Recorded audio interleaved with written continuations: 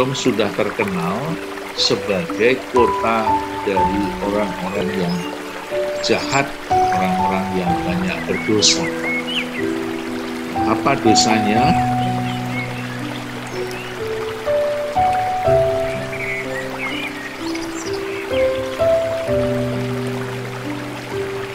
Mari kita buka dalam doa dalam nama Bapa, Putra, dan Roh Kudus. Amin. Maria diberi kabar oleh malaikat Tuhan bahwa ia akan mengandung Roh Kudus. Salam Maria, penuh rahmat, Tuhan sertamu. Terpujilah engkau di antara wanita, dan terpujilah buah tubuhmu Yesus. Santa Maria, doakanlah kami yang berdosa ini, sekarang dan waktu kami mati. Aku ini hamba Tuhan.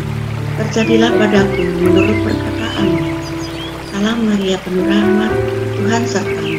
Terpujilah engkau di antara wanita, dan terpujilah buah tubuhmu Yesus. Santa Maria, doakanlah kami yang berdosa ini, sekarang dan waktu kami mati. Amin. Sabda sudah menjadi daging dan tinggal di antara kita. Salam Maria, penuh rahmat, Tuhan sertamu. Terpujilah di antara wanita, Bapak ini. Santa Maria, Bunda Allah, doakanlah kami yang berdosa ini, sekarang dan waktu kami mati. Doakanlah kami ya Santa Bunda Allah, supaya kami dapat menikmati janji Kristus. Marilah kita berdoa. Karena kabar mereka, kami mengetahui bahwa Yesus Kristus Putramu menjadi manusia. Berilah rahmat supaya karena sengsara dan salibnya kami dibawa kepada kebangkitannya yang mulia. Sebab Dialah Tuhan dan kami. Selamat pagi, Tuhan Yesus Kristus. Terima kasih untuk anugerah pagi yang indah kepada kami. Senangnya hati kami mengetahui bahwa hari ini kami boleh berkumpul kembali bersama rombongan dan teman-teman yang berdoa, di mana kami akan mendengarkan pengajaran-pengajaran melalui firman-firman-Mu yang akan dibawakan oleh rombongan kami yang tercinta, yang mana amat sangat berguna bagi kami sehingga kami boleh lebih beriman lebih baik lagi, lebih mencintai Yesus Kristus. Beberapa kami serahkan acara ini dari awal hingga akhir sehingga dapat berlangsung dengan baik tanpa gangguan internet kami. Bapa yang baik, berilah kami iman yang teguh, harapan yang kuat, serta kasih yang tulus. Dalam nama Tuhan Yesus, kami telah berdoa dan mengucap syukur. Amin.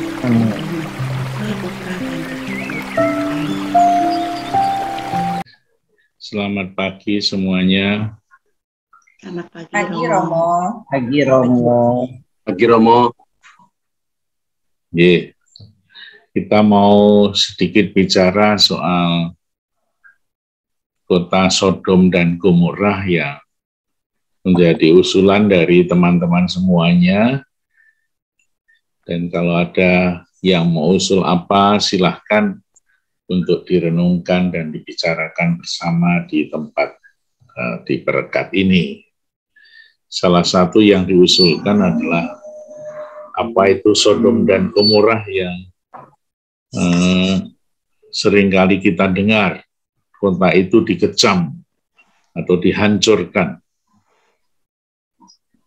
Nah, kalau kita melihat Injil Matius sebelumnya, kita Matius 11 ayat 20 misalnya saja kita coba buka. Matius 11 ayat 20 dan seterusnya. Yesus mengecam beberapa kota.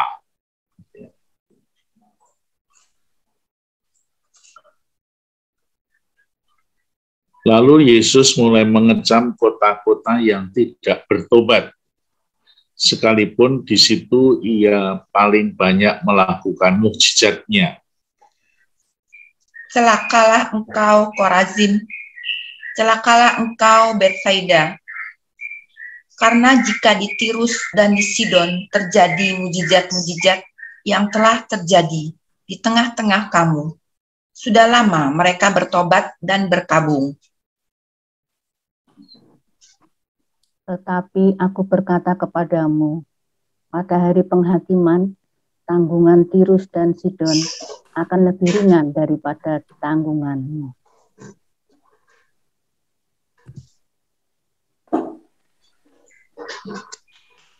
Dan engkau Kapernaum, apakah engkau akan dinaikkan sampai ke langit?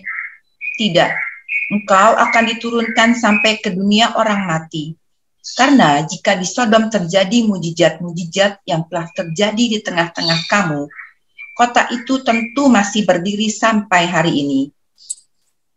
Tetapi aku berkata kepadamu, pada hari penghakiman, tanggungan negeri Sodom akan lebih ringan daripada tanggunganmu. Terima kasih. Yesus mengecam beberapa kota. Salah satu cara untuk mengerti lebih dalam tentang ayat-ayat kitab suci adalah melihat peta. Kota-kota itu terletak ada di mana? Itu sudah memberikan informasi yang cukup banyak kalau kita sedikit tahu tentang tempat-tempat di mana kota itu terletak. Dari Yesus yang mengecam kota-kota itu, kita melihat ternyata tempatnya sangat berbeda satu dengan yang lain. Kita melihat, coba kita lihat dari ayat 21, ada kota apa di sana yang dikecam oleh Yesus. Satu, kota Korazin, celakalah kamu Korazin. Yang kedua, celakalah Betsaida. Itu disebutkan. Lalu ada kota Tirus dan Sidon. Lalu di bawahnya ada kota Sodom. Lalu yang terakhir itu Kafarnaum. Ya, ayat 23. Ya. Nah, dari situ kita melihat kota-kota itu terletak di mana. Itu akan memberikan informasi yang sangat banyak. Kota-kota itu tidak semua ada di Israel. Misalnya yang ada di Israel yang dikecam itu adalah Korazim, Betsaida, dan Kafarnaum. Itu semua kota yang ada di Galilea. Di Betsaida itu tempatnya Petrus dan Andreas. Ya. Itu mereka berasal dari kota Betsaida. Kalau kita melihat peta di atas, itu sebelum kita sampai ke mana, ke Gunung Hermon, kalau dari Kafarnaum itu kan Tiberias naik ke atas, melewati Betsaida, Betsaida dan Korazim. Jadi ini kota-kota Israel. Lalu Kafarnaum itu sebelumnya ada di situ, di mana Tuhan Yesus boleh dikatakan tinggal di Kafarnaum. Maka di Kafarnaum itu ada tulisan besar, The Town of Jesus, kotanya Tuhan Yesus. Tuhan Yesus itu tinggal di Kafarnaum, tidak di Nazaret lagi. Nazaret dan Kafarnaum itu cukup jauh. Ya. Yesus lahir di Bethlehem, masa kecil di Nazaret, tetapi setelah besar, Yesus tinggal di Kafarnaum untuk mewartakan Injil. Mungkin karena di Nazaret itu orang-orang tidak mau terima dia. Kita pernah lihat Yesus di apa artinya orang tidak percaya kepada Yesus di Nazaret. Lalu Yesus pindah ke Kafarnaum juga karena Kafarnaum itu lebih aman dari ancaman Herodes. Kita tahu Herodes sebelumnya itu membunuh Yohanes Pembaptis. Maka kemudian Yesus pergi dari Nazaret karena sekitar Nazaret itu masih berada di dalam kekuasaan Herodes Antipas. Kalau lebih ke utara itu ada di perbatasan, Kafarnaum itu perbatasan antara Herodes Antipas dengan Herodes Filipus. Dari sekian banyak anak-anaknya Herodes Agung, itu Herodes Filipus itu orang yang terbaik dari semua yang jelek. Maka di sana kemudian didirikan kota Kaisaria Filipi. Ya, ini di atas ini. Ini Danau Galilea di sini, Kaisaria Filipi di sini karena apa? Ini wilayah kekuasaan dari Herodes Filipus.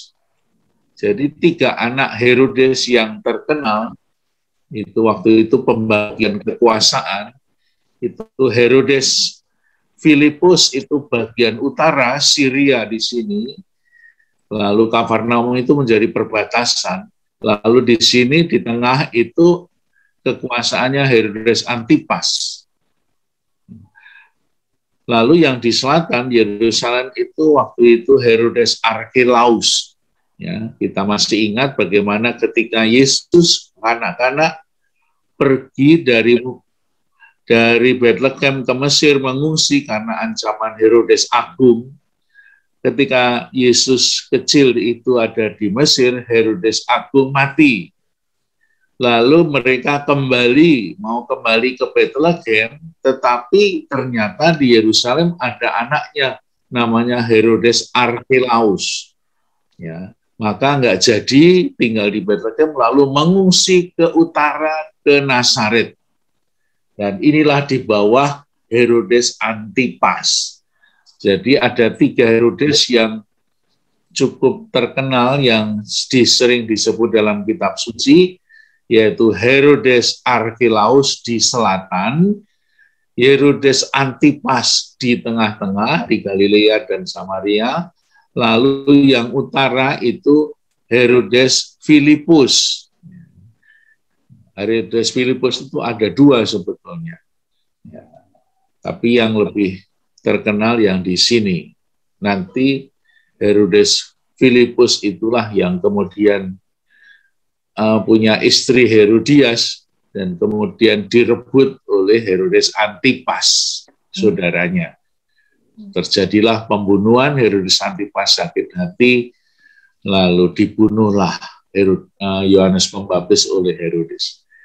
Nah, dengan kota-kota yang ada di kitab suci, itu kita semua bisa mengerti dengan jelas bahwa yang dikecam oleh Yesus itu justru kota-kota yang ada di Israel.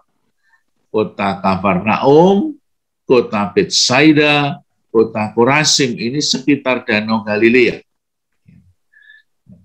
Celakalah kamu Kafarnaum, Korazim, dan Betsaida.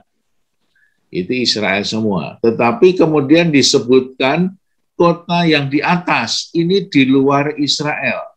Kota di Sidon, Tirus. Ini Tirus di Sidon di atas, itu di Libanon sekarang ini.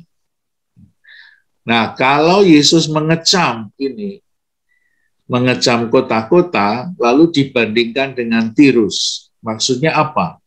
Lalu ada Sodom, sebetulnya di pinggiran Sungai Yordan. Kalau sekarang ini, kalau kita pergi dari Yerusalem menuju ke Mesir, di sini ada yang disebut Gunung Sodom, ya, di sekitar Laut Mati di sini. Dan ini Sungai Yordan yang subur.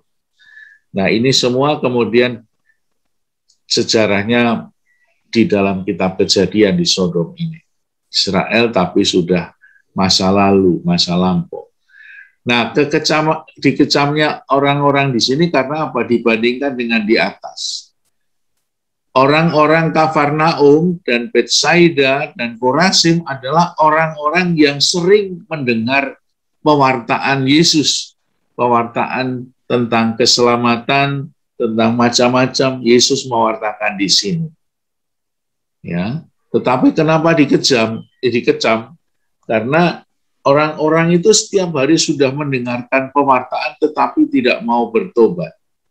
Lalu dibandingkan dengan Tirus dan Sidon. Tirus dan Sidon itu kota-kota yang di luar, juga Sodom di luar.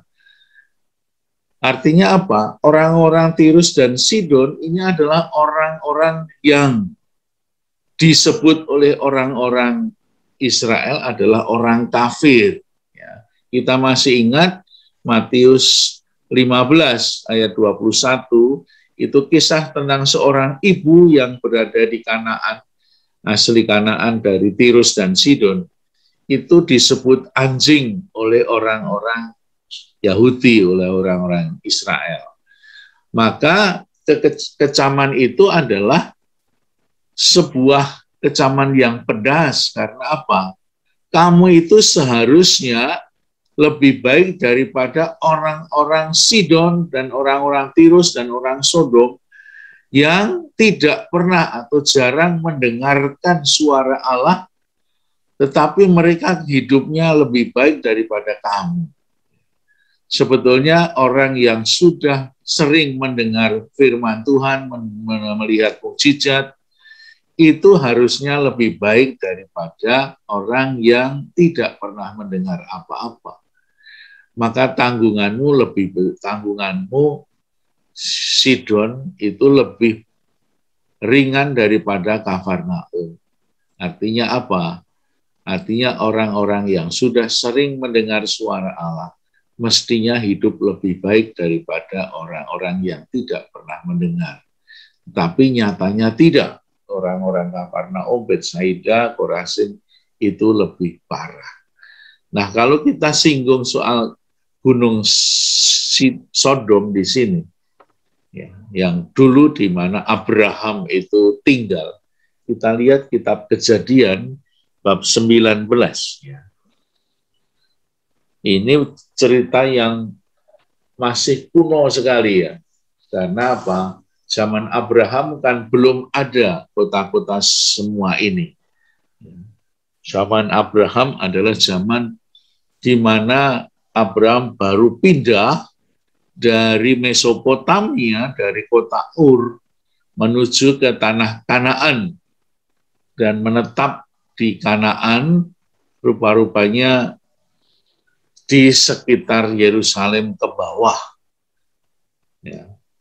Kita lihat di kitab Kejadian bab 19. Mari kita baca dari ayat 1 bab 19 supaya kita sedikit menjadi jelas. Sodom dan Gomora dimusnahkan, Lot diselamatkan. Nanti kita akan melihat sejarah dari dua kota karena apa? Ternyata kehidupan zaman dulu itu ya memang beda dengan zaman sekarang. Ini lanjutan dari bab 18. Kita mulai bab 19 ayat 1. Kedua malaikat itu tiba di Sodom, sebuah kota ya. Sodom dan Gomora itu kota yang terletak di sekitar lembah Yordan. Pada waktu petang, Lot itu siapa? Ketika Abraham pindah dari kota Ur menuju ke tanah Kanaan ini, dia bersama dengan boleh dikatakan ponakannya Abraham, Lot. Tapi mereka berdua, Abraham dan Lot, berpisah, tinggalnya tidak dalam satu kota. Lot sedang duduk di pintu gerbang. Jadi Lot itu tinggal di Sodom. Dan ketika melihat mereka, bangunlah ia, menyongsong mereka, lalu sujud dengan mukanya sampai ke tanah. Jadi Lot itu menyambut dua malaikat itu, lalu sujud sampai ke tanah dan berkata, Tuan, Tuan, silahkanlah singgah ke rumah hambamu ini. Bermalamlah di sini dan basuhlah kakimu, maka besok pagi Tuan boleh melanjutkan perjalanannya. Jawab mereka, jadi ada dua laki-laki malaikat itu. Tidak, kami akan bermalam di tanah lapang. Tetapi karena ia sangat mendesak mereka, singgahlah mereka dan masuk ke dalam rumahnya Lot. Kemudian ia menyediakan hidangan bagi mereka. Ia membakar roti yang tidak beragi, lalu mereka makan. Tetapi sebelum mereka tidur, orang-orang lelaki dari kota Sodom itu, dari yang muda sampai yang tua, bahkan seluruh kota, tidak ada yang terkecuali datang mengepung rumah itu. Ya, kita dari ayat sebelumnya, bab sebelumnya, itu Sodom sudah terkenal sebagai kota dari orang-orang yang jahat, orang-orang yang banyak berdosa. Apa dosanya? Dari kota Sodom itulah muncul kota Sodom, muncul kata sodomi. Itulah yang kemudian menjadi boleh dikatakan kata-kata yang menggambarkan kejahatan seksual dari kota Sodom dan Gomora.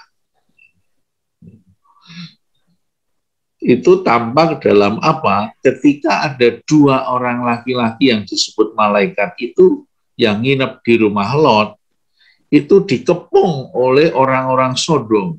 Karena mereka akan apa? Akan memperkosa dua orang muda, anak laki-laki itu. Ya, jadi kejahatannya luar biasa, kejahatan seksual yang sudah lama.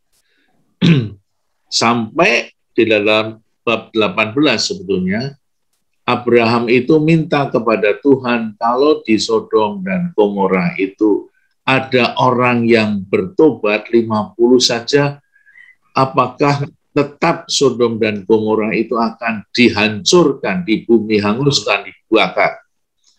Tuhan mengatakan boleh, 40 boleh, 30 boleh, 10 boleh. Tetapi rupa-rupanya orang Sodom dan Gomora itu tidak ada yang mau bertobat. Buktinya bahwa dua orang muda ini mau diperkosa, boleh dikatakan, mau diperlakukan tidak baik. Sehingga orang itu, semua orang di Sodom ini ingin membuat dua orang laki-laki yang menginap itu mau dihancurkan. Mereka berseru kepada Lot, di manakah orang-orang yang datang kepadamu malam ini? Bawalah mereka keluar kepada kami supaya kami pakai mereka. Ini kata-kata yang sangat kasar sekali ya. Supaya kami pakai mereka. Artinya apa? Ternyata perlakuan seksual dari orang-orang Sodom itu sungguh-sungguh sudah keterlaluan. Bukan dengan perempuan, tetapi laki-laki sama laki-laki. Ada homoseksual yang sudah mendarah daging di sana. Itulah dosa orang Sodom dan Gomora. Lalu keluarlah Lot menemui mereka ke depan pintu, tetapi pintu ditutupnya di belakangnya. Dan ia berkata, saudara-saudaraku, janganlah kiranya berbuat jahat. Kamu tahu aku mempunyai dua orang anak perempuan yang belum pernah dijamah laki-laki. Baiklah mereka ku bawa keluar kepadamu, perbuatlah kepada mereka seperti yang kamu pandang baik. Hanya jangan kamu apa-apakan orang-orang ini, sebab mereka memang datang untuk berlindung di dalam rumahku. Jadi Lot itu mempunyai dua anak perempuan, tetapi mereka justru tidak mau dengan anak perempuan, maunya anak laki-laki. Itulah yang terjadi, kejahatan homoseksual yang sudah cukup lama.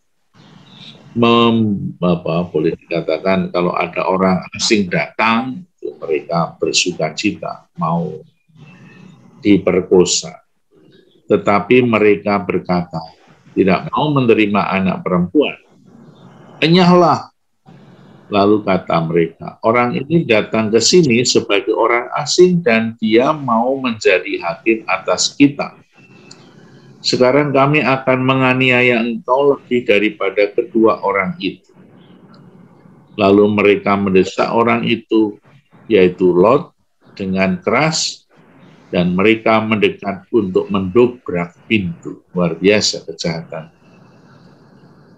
Tetapi kedua orang itu mengulurkan tangannya, menarik Lot masuk ke dalam rumah, lalu menutup pintu. Dan mereka membutakan mata orang-orang yang di depan pintu rumah itu, dan yang kecil sampai yang besar, sehingga percumalah orang-orang itu mencari-cari pintu. Lalu kedua orang itu berkata kepada Lot, siapakah kaummu yang ada di sini lagi? Menantu atau anakmu laki-laki, anakmu perempuan, atau siapa saja? Kaummu di kota ini, bawalah mereka keluar dari tempat ini. Sebab kami akan memusnahkan tempat ini, karena banyak keluh kesah orang tentang kota ini di hadapan Tuhan. Sebab itulah Tuhan mengutus kami untuk memusnahkannya. Jadi dua orang itu malaikat mau memusnahkan kota Sodom dan Gomora yang sudah kelewat batas. Keluarlah Lot lalu berbicara dengan kedua bakal menantunya yang akan kawin dengan kedua anaknya perempuan, katanya, bangunlah, keluarlah dari tempat ini, sebab Tuhan akan memusnahkan kota ini. Tetapi ia dipandang oleh kedua bakal menantunya itu sebagai orang yang berolok-olok saja. Ketika fajar telah menyingsing, kedua malaikat itu mendesak Lot supaya bersegera, katanya, bangunlah, bawalah istrimu dan kedua anakmu yang ada di sini, supaya engkau jangan mati lenyap karena kedurjanaan kota ini. Ketika ia berlambat-lambat, maka tangannya, tangan istri dan tangan kedua anaknya dipegang oleh kedua orang itu, sebab Tuhan hendak mengasihani dia. Lalu kedua orang itu menuntun keluar kota dan melepaskannya di sana. Sesudah kedua orang itu menuntun mereka sampai keluar, berkatalah seorang, larilah, selamatkanlah nyawamu, janganlah menoleh ke belakang, dan janganlah berhenti dimanapun, juga di lembah Yordan. Larilah ke pegunungan supaya engkau jangan mati lenyap. Kata Lot kepada mereka, janganlah kiranya demikian Tuanku. Sungguhlah hambamu ini telah dikarunia belas kasihan di hadapanmu, dan Tuanku telah berbuat kemurahan besar kepada dengan memelihara hidupku. Tetapi jika aku harus lari ke pegunungan, pastilah aku akan tersusul oleh bencana itu sehingga matilah aku. Sungguhlah kota yang di sana itu cukup dekat kiranya untuk lari ke sana. Kota itu kecil, izinkanlah kiranya aku lari ke sana. Bukankah kota itu kecil? Jika demikian nyawaku akan terpelihara. Saud malaikat itu kepadanya, baiklah, dalam hal ini pun permintaanmu akan kuterima dengan baik. Yakni kota yang telah kau sebut itu tidak akan kutunggang balikan. Cepatlah larilah ke sana, sebab aku tidak dapat berbuat apa-apa sebelum engkau sampai ke sana. Itulah sebabnya nama kota itu disebut Zoar. Matahari telah terbit menyinari bumi ketika Lot tiba di Zoar. Kemudian Tuhan menurunkan hujan belerang dan api atas Sodom dan Gomora, berasal dari Tuhan dan langit, dan ditunggang balikkannya kota-kota itu dan lembah Yordan dan semua penduduk kota-kota serta tumbuh-tumbuhan di tanah. Tetapi istri Lot yang berjalan mengikutinya menoleh ke belakang lalu menjadi tiang garam. Ya. Ini dalam perjalanan dari Yerusalem ke Mesir itu ada Gunung Sodom, di mana di sana ada semacam patung istrinya Lot, ya, yang menjadi tiang garam. Karena apa? Karena dia tidak mengikuti anjuran dari malaikat itu, jangan menoleh ke belakang, nanti kamu akan jadi tiang garam, artinya istrinya Lot tidak percaya, dia menoleh ke belakang melihat kobaran api belerang, dan akhirnya istrinya Lot menjadi garam. Ketika Abraham pagi-pagi pergi ke tempat itu, ia berdiri di hadapan Tuhan itu dan memandang ke arah Sodom dan Gomora serta seluruh lembah Yordan, maka dilihatnya asap dan di bumi membubung ke atas sebagai asap dari dapur peleburan. Demikianlah pada waktu Allah memusnahkan kota-kota di lembah Yordan dan menunggang balikkan kota-kota kediaman Lot, maka Allah ingat kepada Abraham, lalu dikeluarkannya Lot dari tengah-tengah tempat yang ditunggang balikkan itu. Itulah sejarah dan kisah dari Sodom dan Gomora yang seringkali menjadi referensi dari sebutan-sebutan di dalam dunia yang sekarang ini, di mana kota itu menjadi sangat terkenal karena dihancurkan oleh Tuhan karena kejahatan. Nah, lalu dalam Matius tadi dibandingkan sedikit ya, bahwa tanggungannya Sodom dan Gomora yang sudah dihancurkan oleh Tuhan itu, tanggungannya lebih ringan daripada Kafarnaum, Betsaida, dan Korazim. Mengapa? Karena ternyata orang-orang yang di Korazim, di Betsaida, di Kafarnaum, itu tidak pada bertobat, padahal sudah diingatkan oleh Tuhan melalui pewartaan Yesus. Ternyata kedatangan Yesus tidak begitu banyak disambut dengan baik.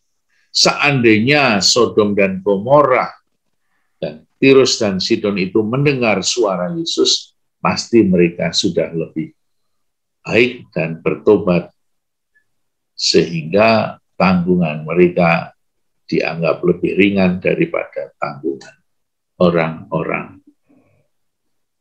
Kafarnaum, Tirus, Korazim, dan Betsaida. Itu sedikit sejarah Sodom dan Gomora, dan dari situlah ya, kita tahu istilah sodomi tentang hubungan seksual, homoseksual, dan lain sebagainya.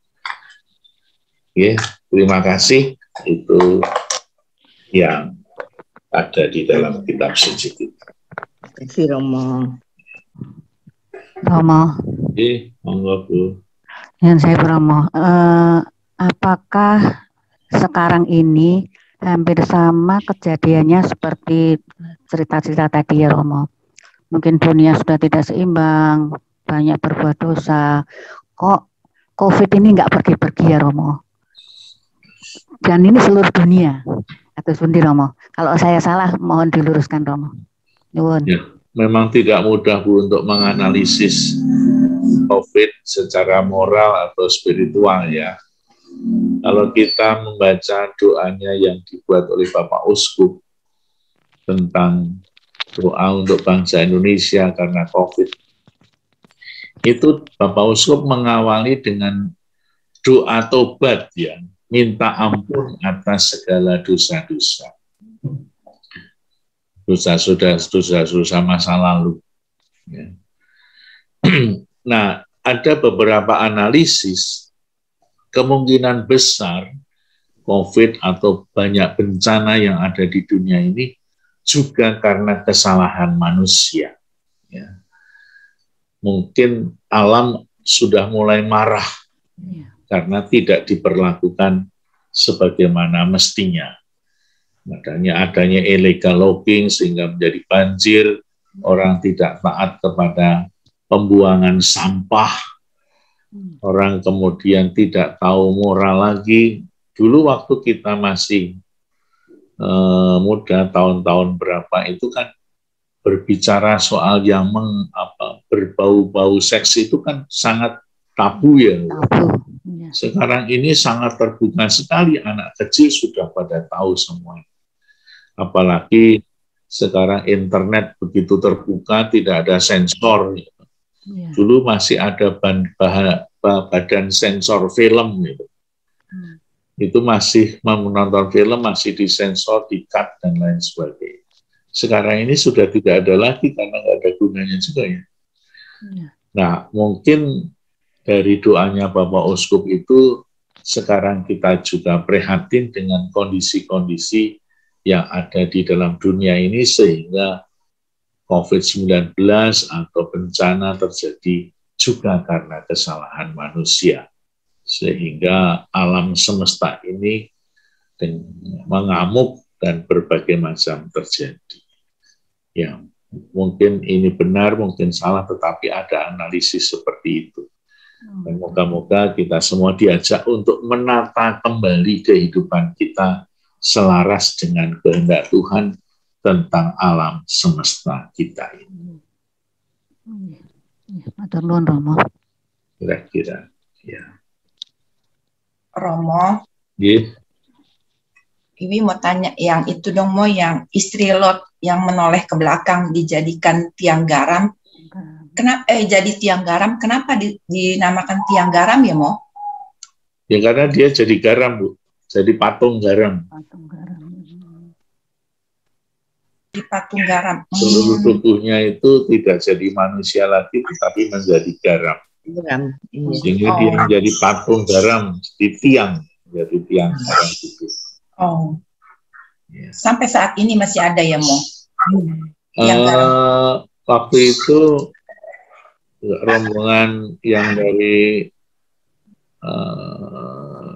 Buyus di sini ya kalau nggak salah, itu kan dari Yerusalem mau ke Mesir, itu kan lewat pantai, ya di sana. Lalu kita berhenti bersama, ini Gunung Sodom. Lalu di sana ada semacam patung yang dikatakan itu patungnya Lot. Tetapi sudah tidak seperti garam lagi, tetapi ada semacam patung seperti itu. Mungkin itu dibuat atau tidak tahu seperti apa, sebagai simbol dari patungnya Lot yang pada saat itu berubah. Itu Bu Regina masih ingat ya? Iya, tapi saya nggak turun, Mo. Ya, Saya turun panas banget. Turun terus cari toilet yang ada di situ. Iya. Ada di situ. Iya. Mo, itu jadinya patung itu maknanya apa, Mo? Apakah kalau kita bertobat itu nggak boleh balik lagi ke belakang gitu atau gimana, Mo? Maknanya gimana, Mo? Kalau itu bisa direfleksikan apapun juga, Bu. Ya, kalau itu mau refleksi, artinya malaikat itu mengatakan, ayo kamu maju terus. Malaikat adalah utusan dari Tuhan yang memerintahkan supaya kamu jangan menoleh ke belakang. Ya, karena apa yang kamu lihat itu adalah dunia atau kota Sodom Gomorrah yang dihancur luluhkan. Berarti kalau sudah dihancurkan, berarti itu adalah kota yang sungguh-sungguh menjadi kota banyak pendosanya, harus dihancurkan. Nah, kalau orang menengok berarti juga bisa kita refleksikan, kita renungkan dengan bermacam-macam juga. Bahwa orang itu ingin tahu, ingin melihat, ingin masa lalu, ingin melihat kehancuran, atau ingin melihat dosa, ingin tahu orang lain, macam-macam. Bisa silahkan mengembangkan sendiri. Ya. Bahwa kita sendiri, kita setiap orang harus melihat ke depan, bukan melihat ke belakang. Masa lalu kita yang sudah terjadi, ya sudah terjadi. Sekali terjadi, tetap terjadi. Maka kita diajak untuk memandang ke depan, bukan memandang ke belakang, supaya kita tetap optimis menuju ke masa depan kita. Kalau kita mengingat masa lalu kita, tidak pernah akan ada artinya. Bisa direnungkan, bisa membuat renungan macam-macam, Bu Regina. Iya. Maknanya luas ya, Romo. Iya. Iya, terima kasih, Romo. Iya. Mo, masih Ya. boleh tanya, Mo. Iya. Itu kalau kayak Sodom dan Gomora itu mereka dihancurkan karena dosa yang segitu besar. Terus kalau dari yang tadi kita baca di Matius, di mereka kan dikutuk gitu sama Tuhan. Kenapa mereka nggak dihancurkan, Mo? Mereka dikutuk, and then selain dikutuk terus apa gitu? Ya diingatkan saja supaya mereka bertobat. Karena apa? Karena orang-orang yang lain itu yang tidak mendengar suara Allah saja bertobat, apalagi orang Kafarnaum. Mestinya kamu lebih baik daripada orang-orang yang tidak mendengar suara Tuhan tapi bertobat. Jadi itu suara kecaman supaya mereka menjadi lebih baik daripada sekarang. Ya, karena setiap dosa itu tidak dihancurkan, tapi supaya mereka bertobat. Kita tutup dalam doa. Dalam nama Bapa, Putra, dan Roh Kudus. Amin. Allah Bapa yang terkasih, terima kasih untuk pengajaran-pengajaran yang sudah kami terima pada hari ini. Semoga kami lebih mengenal Yesus Kristus lebih baik lagi, dan juga pengetahuan kami akan semakin bertambah sehingga merubah kami menjadi manusia lebih baik. Tidak akan mengikuti perbuatan-perbuatan seperti orang-orang Sodom dan Gomora, sehingga kami lepas dari kutuk Tuhan Yesus. Ya Tuhan, terima kasih juga untuk Romoku yang dengan telah setia selalu mendampingi kami. Semoga Yesus Kristus memberikan kesehatan untuk Romoku. Kami juga mohon juga mungkin di antara kami, saudara-saudara kami, dan teman-teman, dan mungkin orang-orang di seluruh dunia dimanapun berada yang sedang terpapar COVID, sehingga Kau boleh sentuh, Kau boleh jamah mereka agar mereka disembuhkan. Ya Bapa, hari ini kami akan menjalani aktivitas dengan penuh sukacita dalam kebenaran dan dalam kekuatan. Berkatilah kegiatan-kegiatan yang akan kami kerjakan sepanjang hari ini dengan melalui berkat yang akan diberikan oleh Romo kami, yaitu Romo Tuhan. Semoga kita semua senantiasa dijaga, dituntun, dilindungi, dan diberkati oleh Allah yang Maha Kuasa, Bapa dan Putra dan Roh Kudus. Amin. Amin. Terima kasih Romo. Terima kasih Romo.